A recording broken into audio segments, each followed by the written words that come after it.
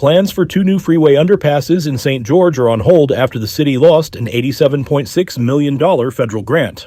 The money, awarded last year through the Reconnecting Communities and Neighborhoods program, was rescinded during recent budget cuts tied to the so-called Big Beautiful Bill.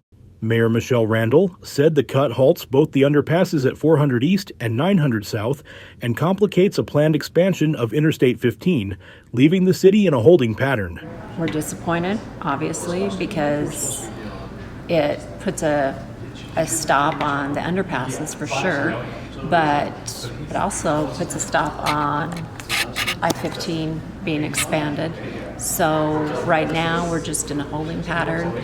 Sean Guzman, Government Affairs Director for St. George, said the city understands the need to balance budgets, but is nonetheless working with the Utah Department of Transportation and members of Utah's congressional delegation to secure other potential sources of funding. Well, as a city, we understand the need to balance the budget.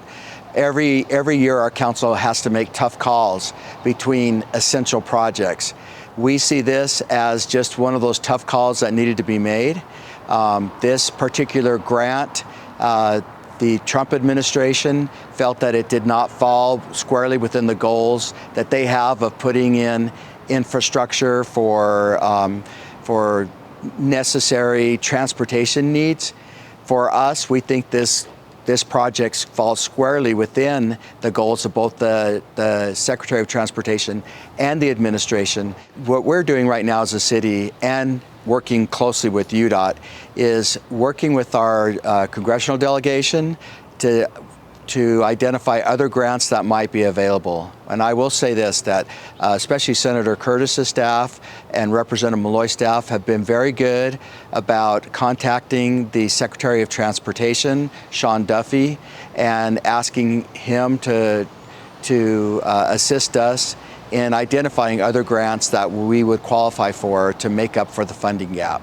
UDOT officials said the agency is now looking for new funding at the federal, state, or local level and may need to scale back or phase the project if money cannot be found. To learn more, read the story. This is Maury Kessler reporting for St. George News, your #1 source for local news.